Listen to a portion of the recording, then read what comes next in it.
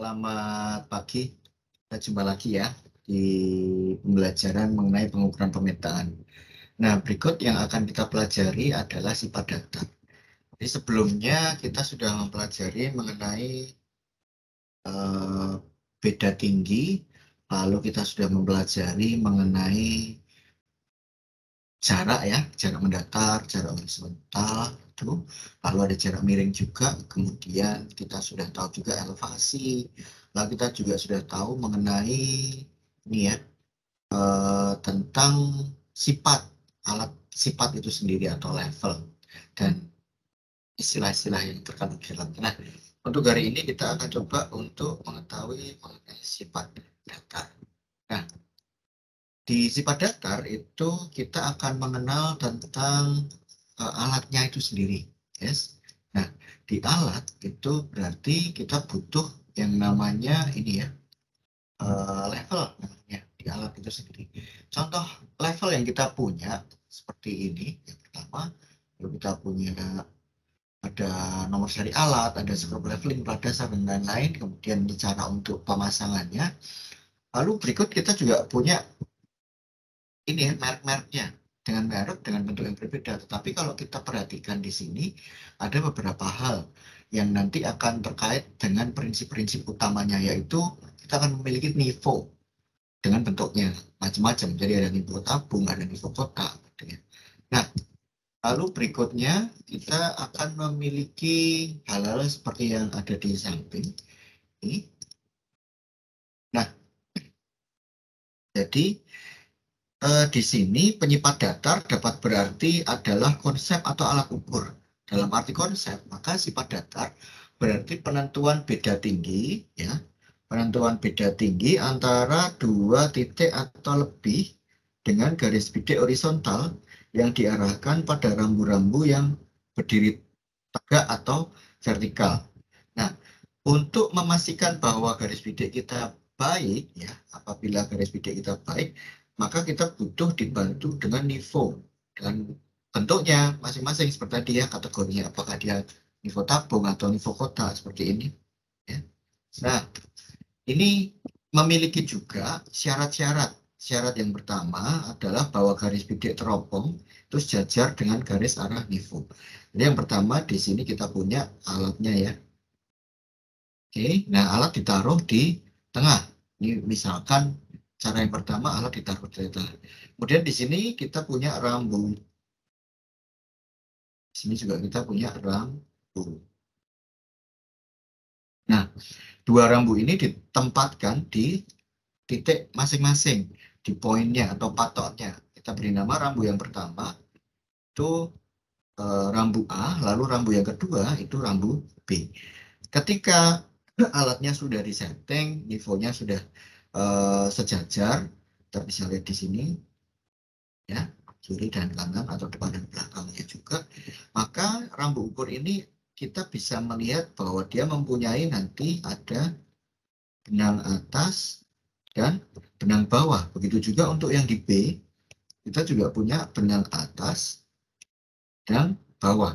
Nah, dari benang atas dan benang bawah kita bisa mengambil benang tengahnya yang nanti akan dijadikan sebuah catatan untuk kita jadikan perhitungan nantinya.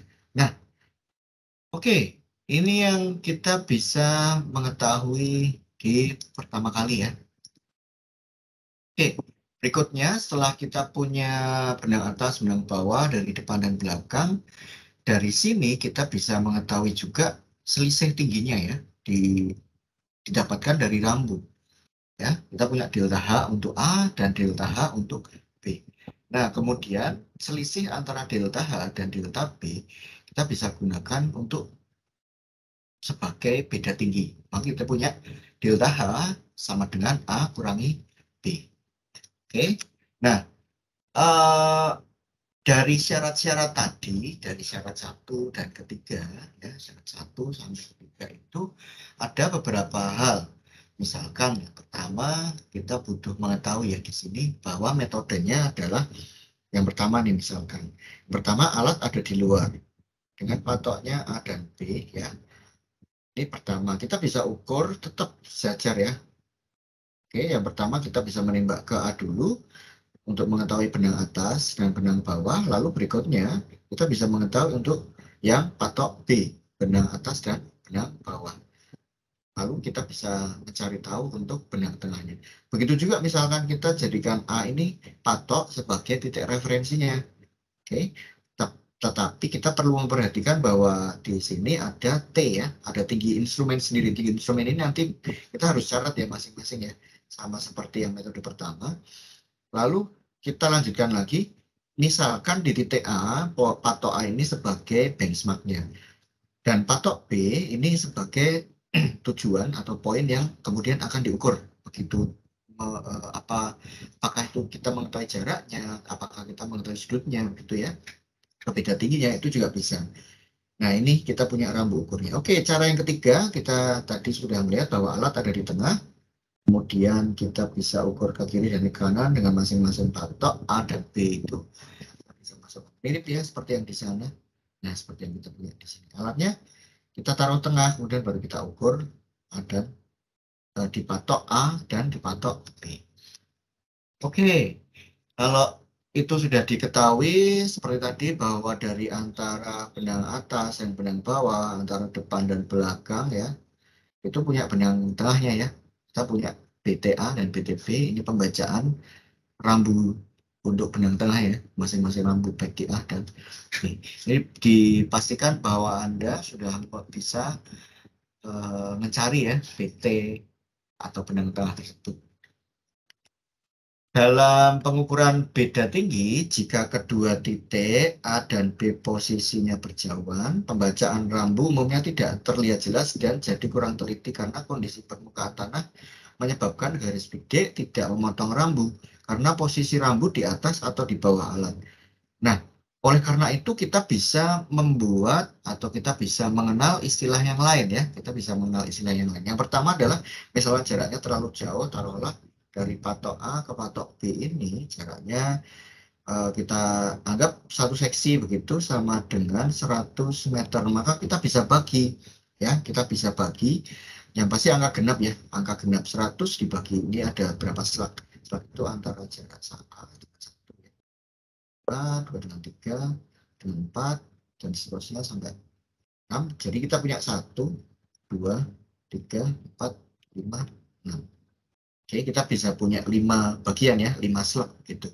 Pastikan ini harus dalam posisi genap supaya nanti tidak terjadi koreksi yang berlebihan atau ada kesulitan dalam perhitungannya.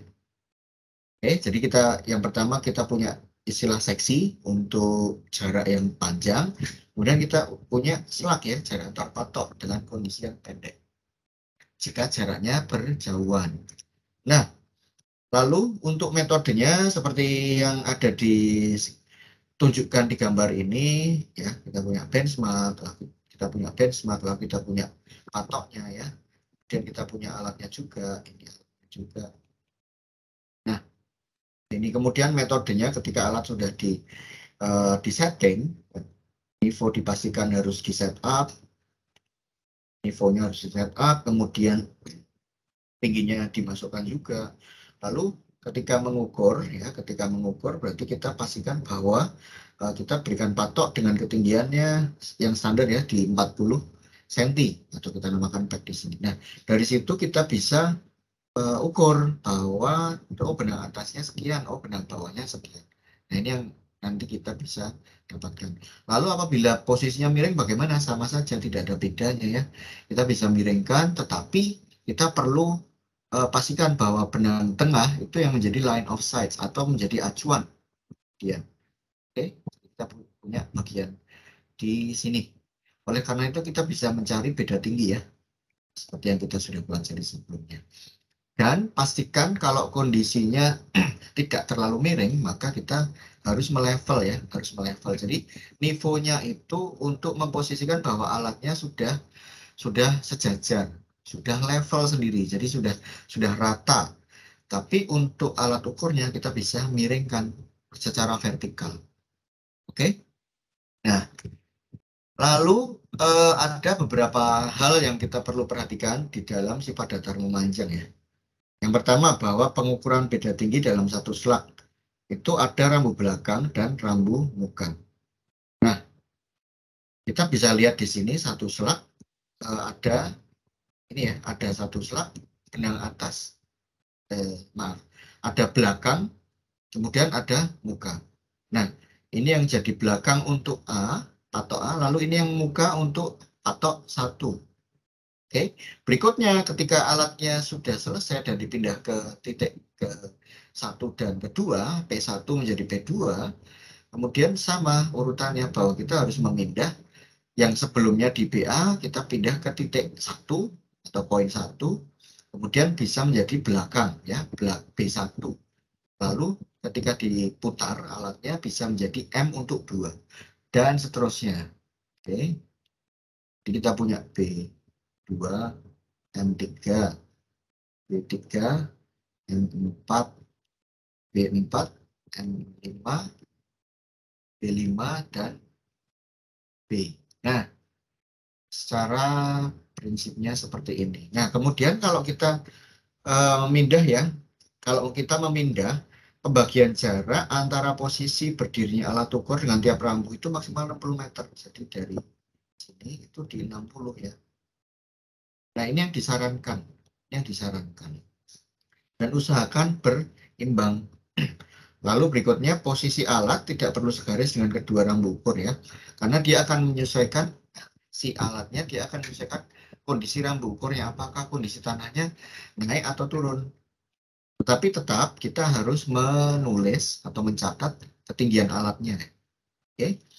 Nah, kemudian berikutnya dalam pengukuran sifat datar memanjang, satu kali jalur pengukuran yang terdiri dari beberapa jumlah slug disebut satu seksi. Nah, seperti ini kita punya seksi ini ya. Kita punya satu seksi. Kemudian dari sini kita punya benchmark ya. Ini bukan benchmark tetapi bench. Nah, ini benchmark sebagai patokan. Lalu yang kelima, bahwa pengukuran satu seksi harus memiliki jumlah slug yang genap. Nah, seperti yang tadi kita sudah berikan penjelasan ya, bahwa kenapa sih harus seperti itu? Ya agar tidak muncul kesalahan dalam proses koreksi, karena proses koreksi itu cukup banyak. Jadi kita cek satu-satu supaya nanti tidak terjadi kesalahan atau kita menghitungnya 2 kali. Kita pastikan bahwa posisi jumlah slug itu genap. Oke. Yang tidak kalah penting bahwa semua angka harus dicatat ke tabel ya, ke buku ukur. Secara umum ada yang membantu untuk mencatat. Jadi ada yang melihat atau mengoperasikan alat ukur, lalu ada yang memegang rambu, lalu ada satu orang yang mencatat angka-angkanya. Dan yang terakhir bahwa sketsa jalur pengukuran itu akan lebih mudah jika dibuat sketsanya dulu, karena kita punya gambaran seberapa jauh sih, lalu kondisi tanahnya nanti akan seperti apa, kondisi konturnya seperti apa, dan itu hanya sketsa saja sudah cukup. Setidaknya kita sudah punya gambaran yang cukup. Oke, berikutnya contoh yang kita punya di sini, saya ada rambu dari A sampai ke B, kemudian saya perlu bagi ya jadi P1, P2, P3, P4, nantinya alat akan berpindah seperti ini. Yes.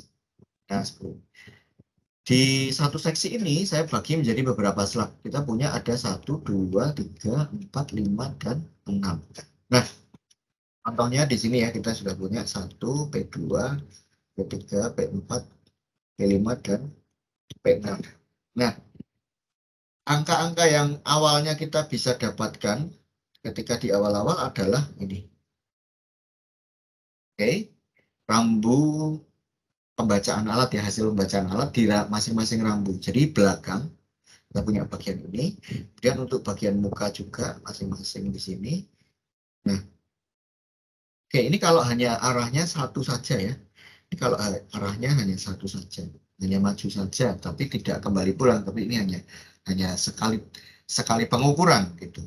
Nah, ini kemudian kita punya elevasi yang ada di A. Nah, jadi elevasi ini kita bisa pakai apakah itu dari koordinat lokal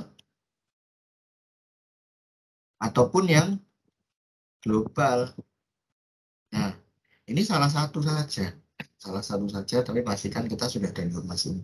Kita masukkan ya, kemasukan di sini.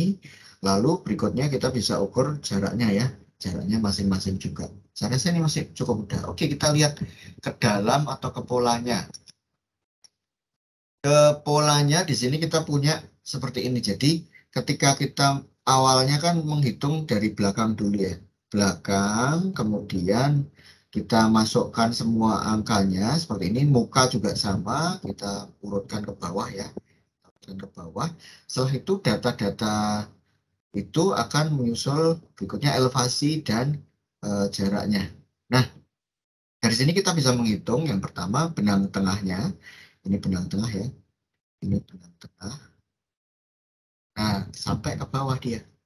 Kita bisa ukur.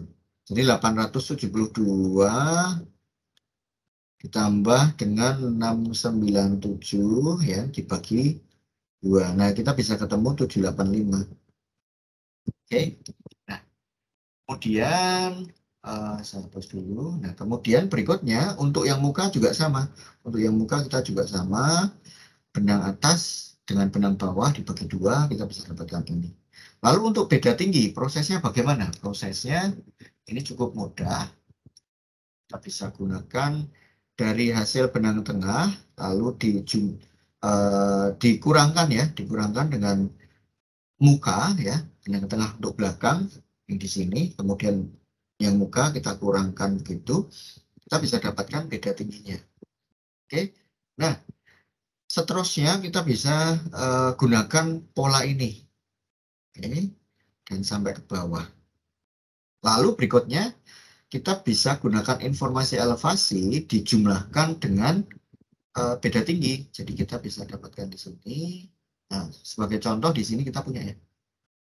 Kenapa angkanya seperti itu? 99,793 karena 100,57 ya. Ini elevasi awal dijumlahkan dengan posisi ini minus 0,777 ya. Kita dapatkan dari benang tengah dan benang tengah belakang dan benang tengah muka. Kita kurangkan di sana. Kita dapat 99,793 dan seterusnya. Jadi dia akan menyilang ya. Saya coba untuk bersihkan dulu di sini. Nah, jadi kita punya polanya seperti ini. Ketika ini dijumlahkan, lalu kita hasilnya dapat ini. Kemudian yang 9973 kita jumlahkan juga, kita akan dapatkan hasilnya di sini. Dan seterusnya. Mohon diingat bahwa ini salah satu data, salah satu contoh saja ya. Jadi kalau nanti Anda menemukan pola data di lapangan, pastikan satuannya sudah tepat ya. Ini salah satu contoh saja dengan menggunakan ini sentimeter atau meternya sendiri ya. Baik. Kemudian saya rasa itu cukup mudah. Untuk yang di beda tinggi misalkan titik-titiknya ada cukup banyak. Kita harus mengunci dulu di azimutnya. Oke, jadi kita punya T, ini titik awalnya. T ini titik awalnya di sini. Untuk kuncian kita, alatnya ada ditaruh di tengah, tetapi kalau misalkan ada, kita punya titik 1, 2, 3, 4, 5, 6, 7, 8, 9, dan 10, ini yang dengan jarak ataupun sudut ataupun koordinat yang berbeda nantinya, kita bisa gunakan azimut untuk kunciannya. Anda perlu membuka lagi pengertian dari azimut, ya, karena hal ini akan berpengaruh kepada jarak nantinya atau pola kita menghitung.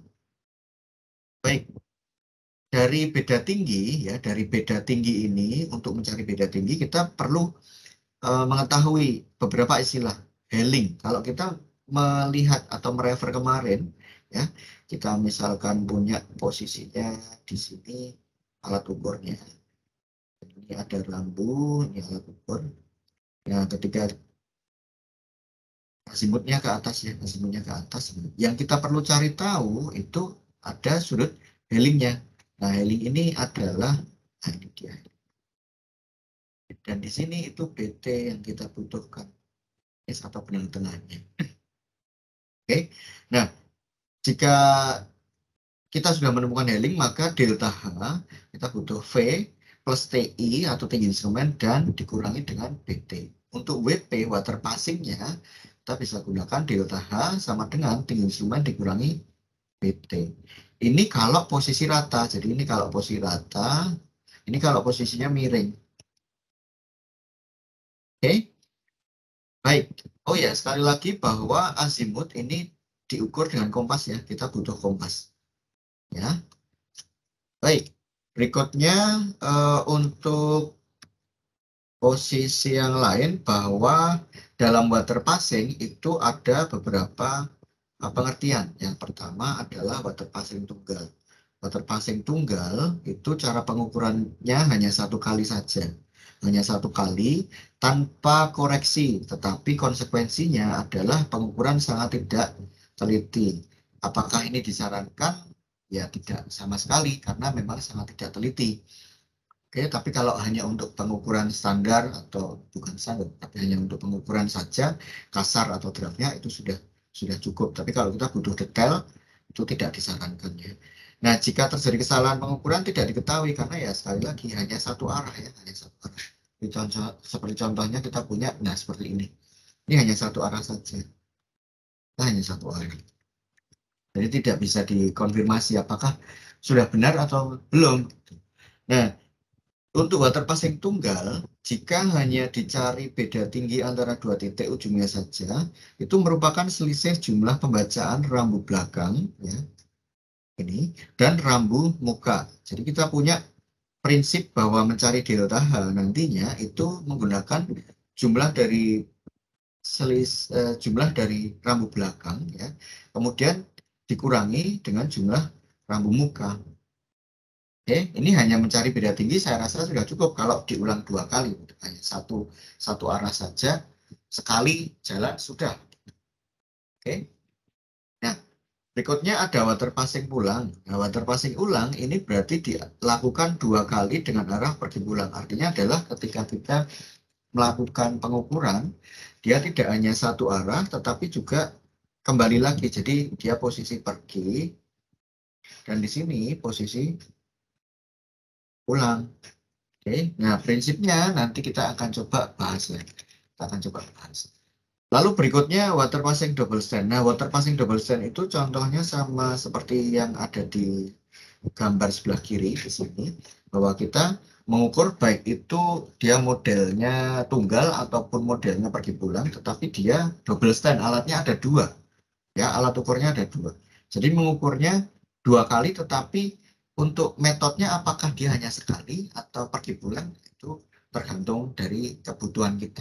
Yang pasti alatnya ada dua di sini karena ada double stand. Jadi kita bisa melihat bahwa beta untuk belakang yang aksen dan belakangnya sendiri, lalu M yang aksen dan M-nya. Perbedaannya itu nanti kita akan compare. Ya. Nah, pengukuran water passing itu secara umum dilakukan dua kali. Ya, kalau kita lihat di sini, pergi pulangnya itu sendiri. Kenapa dua kali dengan tinggi dan letak statif yang berbeda? Dengan maksud untuk mendapatkan ketelitian yang lebih baik. Jadi secara umum bahwa untuk dan B dan C ya, B dan C, atau kita bisa lihat di sini B dan C, baik yang water passing pergi pulang ya, ataupun yang double stand itu untuk mencari ketelitian yang lebih baik karena hasil yang diambil itu rata-ratanya ini yang bisa diandalkan untuk kebutuhan kita dalam pengukuran. Nah, solusi masalahnya bagaimana? Lalu saya rasa apapun itu ya, baik itu pengukurannya hanya satu arah ataupun dua arah pergi pulang, ataupun yang metodenya double stand dengan hanya satu arah ataupun pergi pulang saja, itu misalkan untuk satu trayek bahwa jarak antara dua titik yang akan diukur beda tingginya. Prinsipnya adalah titik 1 dan titik 2, atau kita beri nama A dan B saja. Kita tidak boleh lompat yang lain ya. Kemudian kalau misalkan satu seksi, ini jarak pengukuran yang dapat ditempuh diselesaikan dalam waktu 1 hari pergi pulang. Oke, dalam 1 hari itu kita bisa menyelesaikan berapa banyak ya dalam satu seksi. Itu dalam satu seksi ada berapa slug begitu. Tapi kita akan lebih baik kalau menggunakan pergi pulang. Lalu berikutnya kalau misalkan satu slug dalam pengertian di sini, satu slug itu kan jarak penglihatan antara dua titik yang diukur dalam satu kali mendirikan alat. Kemudian kita bisa mengetahui rambu muka dan rambu belakang. Tapi ya sekali lagi bahwa untuk yang water passing tunggal ini hanya sekali saja, dia hanya sekali belakang. Hanya satu kali saja. Baik itu menggunakan double stand atau tidak, tapi water passing tunggal itu hanya sekali saja. Oke. Saya rasa itu. Kemudian untuk permasalahan-permasalahan yang muncul, alasannya apa saja?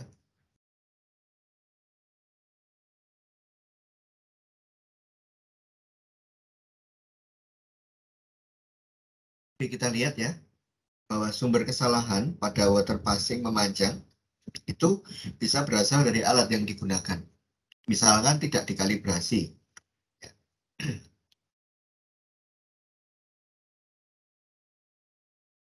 Atau alatnya tidak didirikan dengan benar.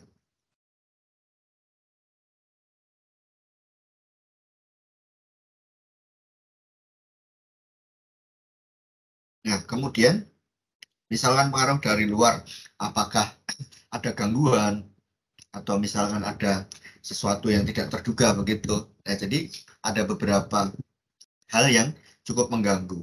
Kemudian dari si pengamat, apakah terjadi kesalahan dalam pembacaan angka? Ya, itu sumber kesalahan termasuknya. Kemudian yang alat sumber dari alatnya sendiri, misalkan ketika setting di awal ya, ini juga ada pengaruh dari proses pengambilan sendiri. Ketika setting itu jarak posisinya tidak sejajar garis bidik dengan garis arah nivo ya. Dan kemudian perbedaan titik nolnya terjadi karena rambunya aus, karena ada kesalahan di situ atau tidak dicek ya sebelumnya ketika mau ada aktivitas, jadi persiapannya kurang begitu, maka ada kesalahan. Lalu panjang rambu tidak benar. Panjang rambunya tidak benar. Yang seharusnya alat rambunya itu ditarik sampai ke atas, itu tidak sampai pol atau tidak sampai ujungnya. Itu juga terjadi kesalahan. Lalu ada juga kesalahan yang bersumber dari luar, misalkan pengaruh lingkungan bumi ini yang cukup sulit ya, tetapi bisa diantisipasi kalau kita sudah membagi seksinya dalam satu hari ya, dalam satu hari satu seksi, lalu ada berapa slug di sana. Ini juga kita bisa antisipasi meskipun kesalahan ini sumber dari luar. Lalu berikutnya yang terjadi adalah adanya getaran udara atau ondulasi. Nah, hal ini sering terjadi ya karena perbedaan suhu. Sering terjadi karena perbedaan suhu dari panas, dingin atau dari dingin ke panas. Lalu tekanan udaranya juga akan membuat perbedaan yang cukup signifikan.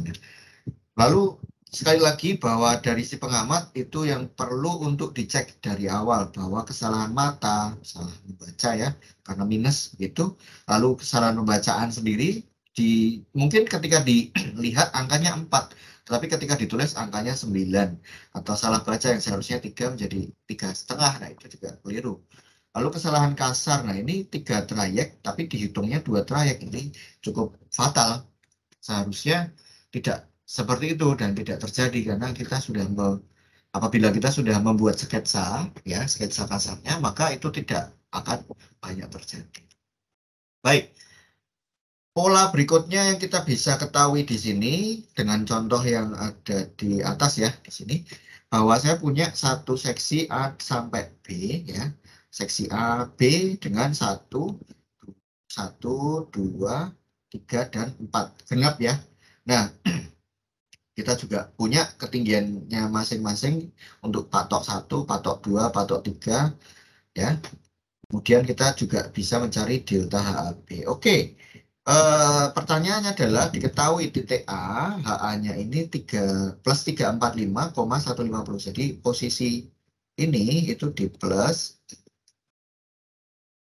345,150. Nah, dengan tabel kita bisa cukup terbantu ya untuk mencatat data-data di awal. Karena tadi benang atas dan benang bawah sudah diketahui, maka di tabel ini kita tinggal memasukkan untuk benang tengahnya. Yang pertama benang tengah untuk yang belakang ya, B1, Oke.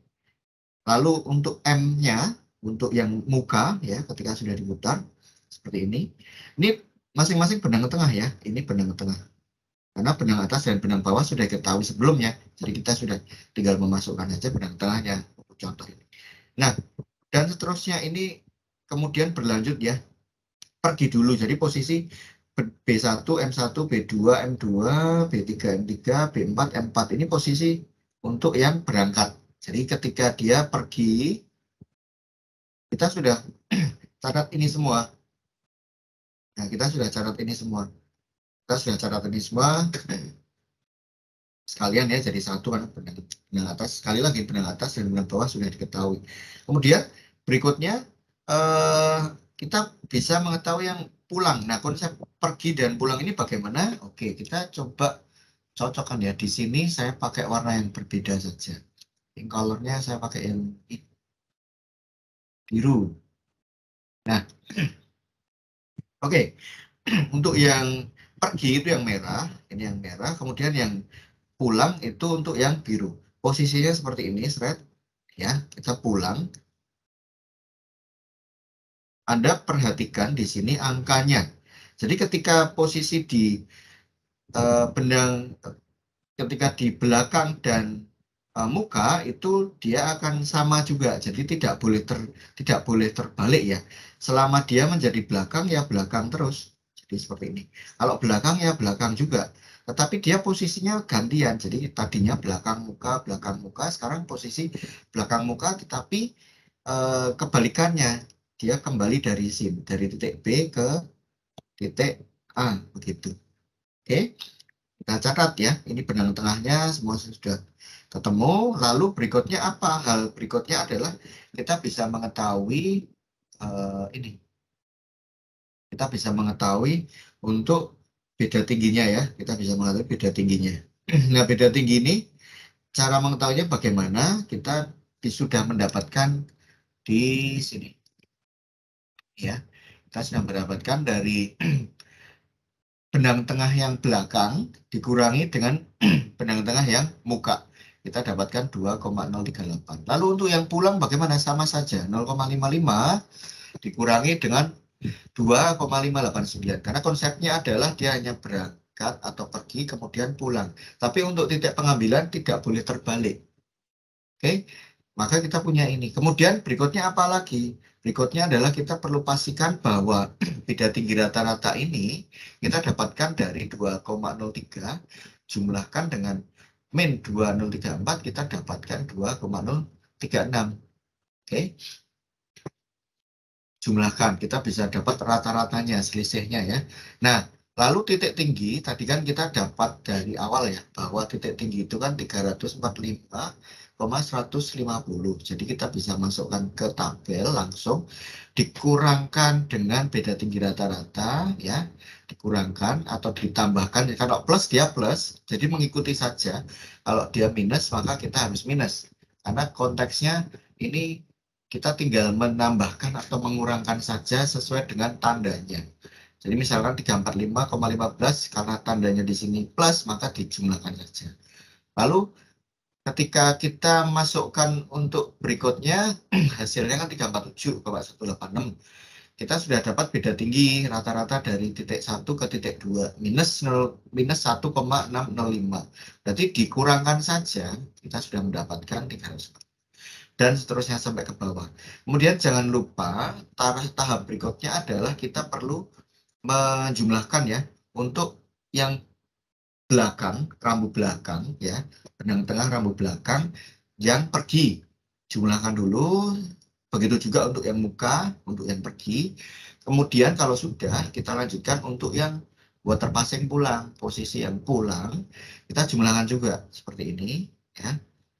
Begitu juga untuk beda tingginya kita jumlahkan dan beda tinggi rata-rata. Nah, tahap berikutnya apa? Tahap berikutnya adalah kita harus melakukan kontrol apakah perhitungan kita sudah sesuai atau belum. Untuk kontrol, seperti yang tadi kita sudah bahas di sebelumnya ya, bahwa kita punya. Nah, di sini.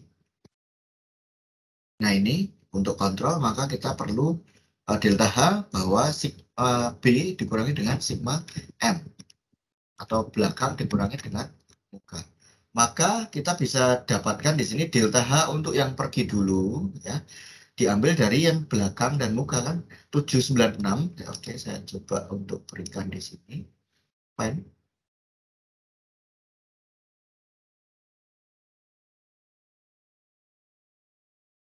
Pen ya. Nah, ini set. Oke, kemudian yang 316. Lalu berikutnya kita bisa dapatkan 4,75. Begitu juga untuk yang pulang. Jadi yang pergi sendiri, yang pulang sendiri. 385 kita bisa dapatkan dari sini. Kemudian 8,248 kita bisa dapatkan dari sini, dari yang pulang. Lalu berikutnya adalah kita masukkan untuk rata-rata. Kalau rata-rata itu sama, kita ambil dari 4375. Yes. Kita ambil dari 4375. Di sini dari 4375 lalu dijumlahkan dengan 4363 ya. Ini kalau rata-rata kita masukkan saja dibagi 2 ya. Sama dengan 4,369. Kita bisa dapatkan ini. Oke, ini baru rata-ratanya bahwa rata-rata kontrol itu di 4369. Sama ya seperti yang ada di sini. Oke. Nah, ini sama. Tetapi untuk elevasinya di titik akhir ada berapa sih? Di awal kita punya 345,15. Jadi di sini kita punya 345,15. Tapi untuk yang B bagaimana? Oke, kita jumlahkan saja antara si ya, antara 345 ya, atau 345,150 jumlahkan dengan plus 4,369. Hasilnya adalah 349,519. Sama ya, sama seperti ini. Oke, saya rasa ini cukup mudah. Jadi tidak terlalu sulit ya. Terlalu sulit. Yang dipastikan adalah bahwa kita butuh tabel untuk membantu kita dalam perhitungan. Oke, tujuan dari water passing profile dari kalimat-kalimat ini saya rasa sudah jelas. Yang pertama bahwa water passing profile itu untuk menentukan as, sumbu, patoknya, ya, dan letak tinggi. Tingginya ada di mana, elevasinya berapa. Kemudian nanti kita juga bisa mengetahui besar volume pemindahan tanah. Karena dari titik-titik itu kan sudah tahu tinggi rendahnya, elevasinya sudah tahu. Maka dari sana kita bisa mencari berapa sih jumlah galian atau timbunan berdasarkan ketinggian. Ya. Lalu berikutnya ada lebar dan jalur tanah yang akan dipergunakan. Ini kalau misalkan dalam BPN ya atau pengukuran wilayah begitu, ini bisa dimanfaatkan. Oke, berikutnya kalau berdasarkan pekerjaan, ya water passing profile itu dibedakan menjadi profil manjang dan melintang. Kita lihat di gambar trase jalan, contohnya di sini trase jalan. Misalkan kita punya proyek membuat jalan kondisi tanah aslinya itu kan masih berbukit atau konturnya masih tidak jelas, belum merata begitu. Tetapi karena kita butuh membuat jalan, maka kita harus meratakan. Maka dari satu seksi ya, seksi A dan B, kita bisa bagi menjadi beberapa slug. Nah, ini dinamakan untuk yang A ke B, kita bisa melihat potongan ini yang saya beri warna merah ya, saya beri warna merah, pointer highlight. Nah, ini yang saya beri warna merah. Oke, nah ini menjadi potongan tampang memanjang karena dilihat, nah seperti ini ya, dilihat lagi yang tampang memanjang. Kemudian untuk yang tampang melintang, bagaimana tampang melintang? Saya beri warna biru. Nah, ini yang biru muda, hijau nih. Nah, kebetulan di sini hanya potongan satu, jadi kita bisa ambil di sini. Nah, ini potongan satu. Jadi ketika dilihat dari, oke, dilihat sesuai dengan arahnya ya, dia tegak lurus begitu. Jadi kalau tampang memanjang kita punya ketinggiannya, kita punya jaraknya juga, kita punya ini ya, kita punya elevasinya, itu yang kita butuhkan. Oke, jadi ada tampang memanjang dan tampang melintang. Kalau untuk tampang melintang kita perlu yang namanya CL atau center line, center of line. Gunanya seperti itu ya, ini baru dari satu contoh misalnya untuk pekerjaan jalan. Lalu misalkan untuk saluran air, pipa, misalnya untuk trase jalan raya, jalan tol, atau ya kebutuhan kita ya untuk galian atau timbunan nantinya. Kemudian untuk skala kita juga perlu perhatikan ya, di sini ada skala-skala yang penting, 1:1000 untuk tambang memanjang, 1:2000, 1:2500. Pastinya adalah kita perlu menyesuaikan dari gambarnya ya, dari kebutuhannya. Kemudian untuk toleransi kesalahan penutup tinggi, ini maksudnya adalah untuk yang disesuaikan di jaraknya ya, D ini karena dia jarak, D itu jaraknya, apakah jarak mendatar atau jarak miringnya. Jarak miring itu kan nanti digunakan sebagai jaraknya ya secara umum. Jadi saya ulang lagi bahwa misal kita punya ini ke ilustrasi seperti kemarin, ini ada DM ya, ini alatnya, kemudian kita mengukur, ketika mengukur ini, nah ini DM, ini D, nah yang kita ambil itu DM-nya nanti, DM-nya ya, nah DM ini yang ke sana, meskipun ini konteksnya adalah D begitu, tapi yang kita gambar kalau dari atas itu misalkan ini A, ini B, ini B, ini A, dan misalnya ini 5 meter ya, ini 5 meter. Ini pastinya 4, ya. 4, misalkan 8, 9, itu dan seterusnya. Nah, yang kita ambil adalah 5 meternya. Ini yang kita masukkan. Oke. Toleransi kesalahan Anda bisa mengikutinya tergantung dengan kondisi lahannya. Apakah dia datar, apakah dia bergelombang, cukup bergelombang begitu, tapi tidak ekstrim. Tapi kalau misalkan 3 daerah ini bukit atau gunung ya. Nah, jarak antara 2 titik tetap yang diukur bisa dalam kilometer ya. Tapi kuncinya adalah bahwa kalau kita proyeknya secara umum untuk besar ya kita gunakan dalam kilometer. Nanti kita akan bahas lebih jauh di sana.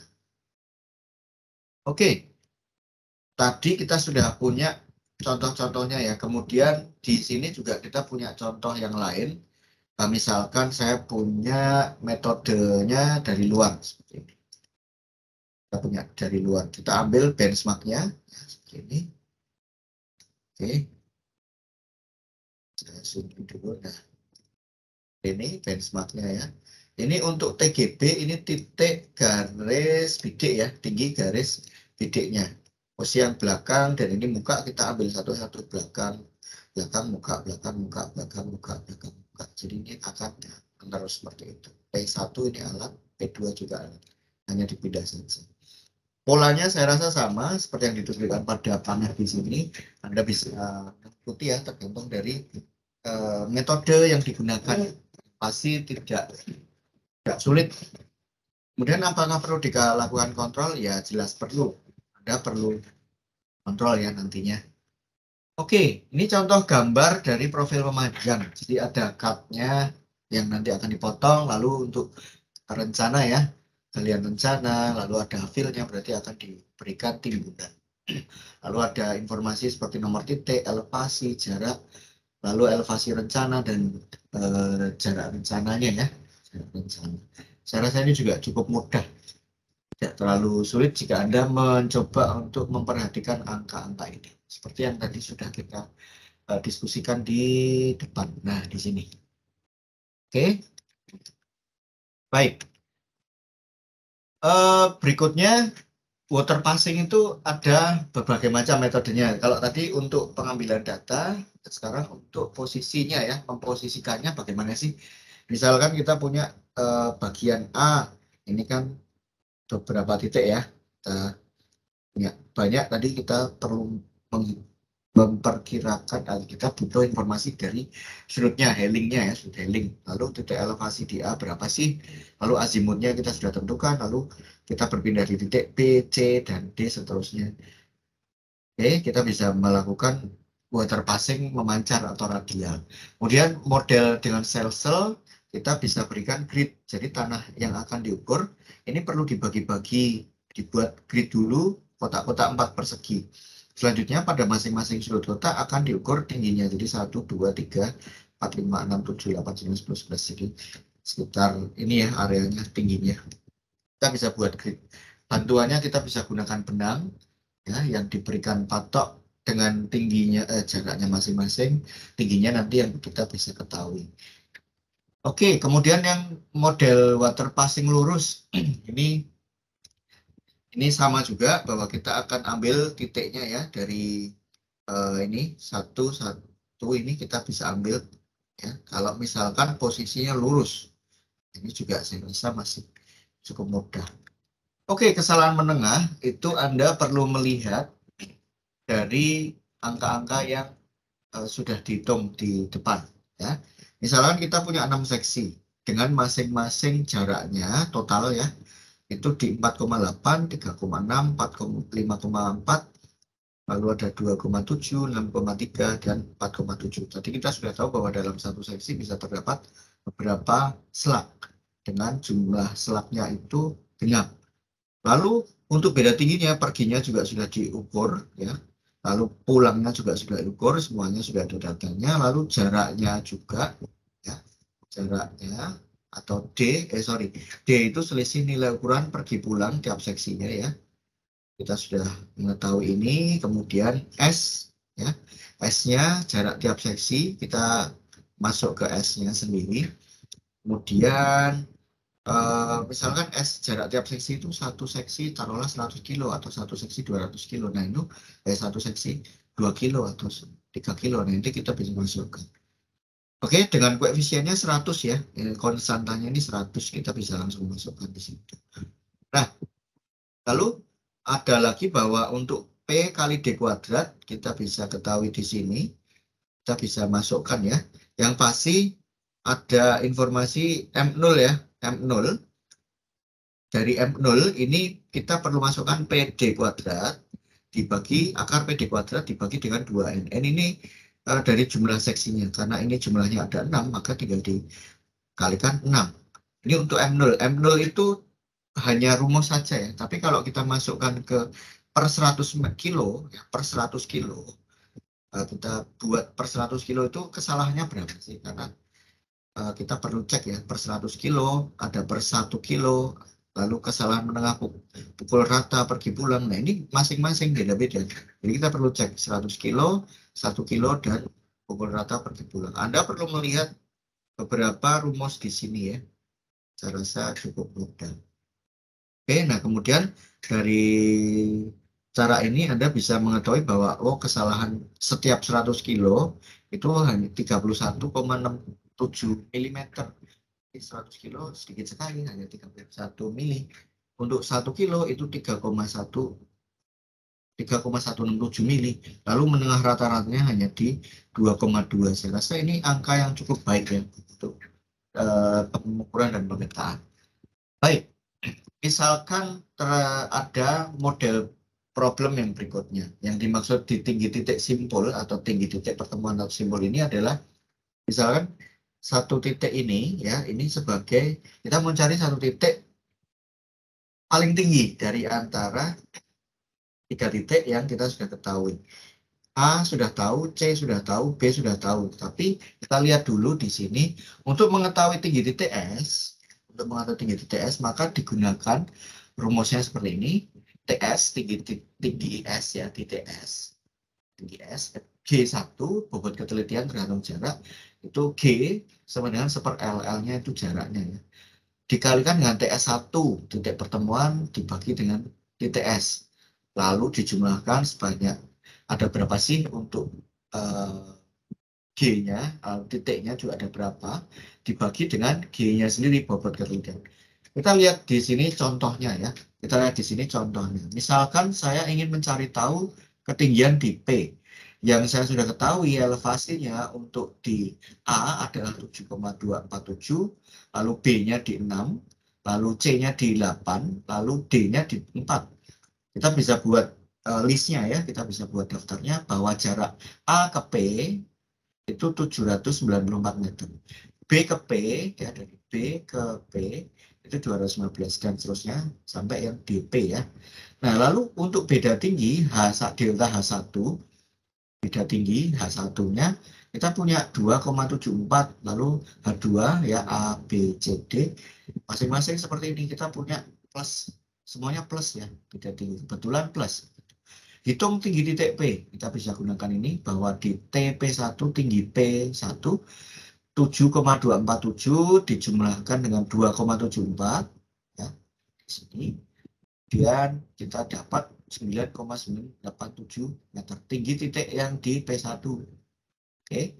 Nah, dari angka ini kita gunakan G-nya ya. G-nya sudah kita dapatkan nih. G1 1/794 kita dapat dari jaraknya. Oke.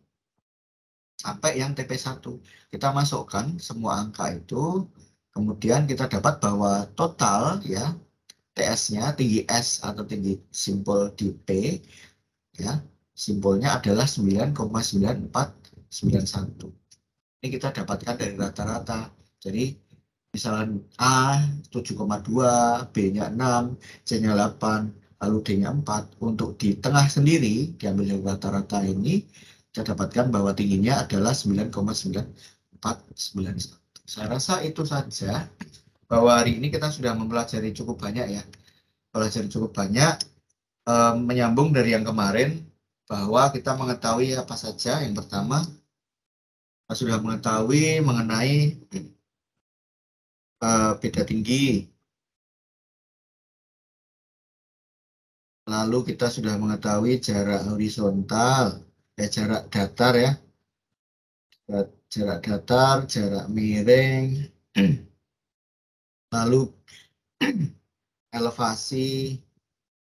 Lalu kita mengetahui heling. Kita mengetahui azimut. Kita mengetahui benang atas dan benang bawah ya. Benang atas, benang bawah. Kemudian dari benang atas dan benang bawah kita mengetahui BT. Informasi-informasi ini. Kemudian kita juga sudah mengetahui tinggi instrumen ya. Atau I, tinggi instrumen. Lalu ada berikutnya dalam sifat datar sendiri. Sifat datar memanjang ya. Datar memanjang. Kita bisa mengetahui untuk elevasi awal ya, elevasi awal, lalu metodenya, lalu kesalahan menengah.